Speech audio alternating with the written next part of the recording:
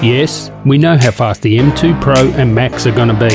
Yes, it might seem crazy talking about it, given that the new MacBook Pro 14, 16 just come out. And yeah, no, I still have plenty to come on these Macs, comparing it to XPSs, all the fastest PCs, and the 32-core GPU compared to the base model, how much performance difference, and there's a big performance difference, believe me. So make sure you sub up for that, but let's get cracking into this. The question going through my mind is, should I load up on one of these M1 Pro or Maxes? Or should I just buy one of the modest MacBook Pro 14 and 16 and then wait until next year for the M2 versions? How much faster are they going to be? Well, we pretty much know how much faster they're going to be. So you might want to listen if you are thinking of loading up on one of these, because these things are expensive, and you know, how performant are these base models? They're so performant that it will get you through until next year and then load up next year. Now, if you don't know, these M1 Pro and Max are based on the silicon that goes in the iPhone 12. So this is the A14 Bionic processor. Same CPU cores, same GPU cores. Of course, there's a lot more going on. There's a lot more of them. There's other technologies built in, but basically the CPU and GPU are based on the A14 cores. Now, Apple have actually leaked their roadmap. So we know that in 2023, so now we're talking M3, this is going to be a completely different design. It's going to be chiplet based, which basically means they'll be able to get more out of a wafer. There is a downside to it, the connection between the chiplets. They really have to work on a stitching in the fabric there. That could be a potential sort of bottleneck, but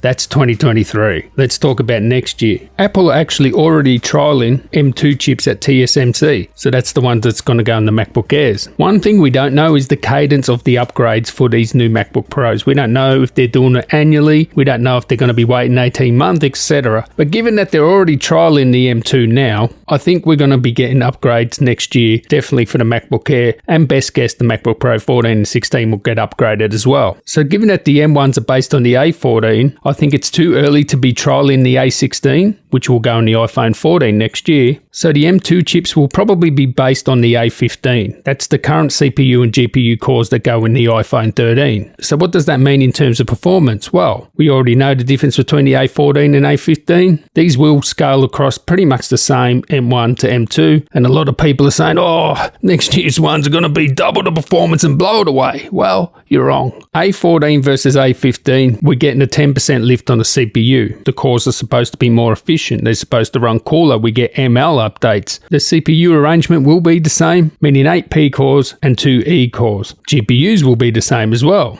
16, 32, and the ones in between. Now, 10% isn't that much. So CPU-wise, really, it's not worth holding out for. But the GPU A14 compared to A15, 30%. That's a big lift, okay? 30%. And if we're comparing these to RTX 3080s now, this will genuinely take these past 3080s. Maybe not the high wattage ones, be very close, but 30%, it's got to be up there with the high wattage ones. Now, to be fair, NVIDIA will have RTX 3080 Super or 4080s next year, so there's another level to get to again, right? But there you have it. That's what you're going to expect. I doubt we're skipping to the A16, and the chiplet design is not coming until 2023, so I guess it's up to you. Should you load up now? I think I am. 30% lift on the GPU does sound appealing though, so maybe I should just get a lower end model and sell it. We get great resale on these Macs, and then maybe load up next year. But then there's always something new around the corner. Then you'll be thinking, whoa, what about the chiplet design in 2023? That's going to blow you away, because that's going to be a completely different design. Whether they're using the same sort of cores iterated and,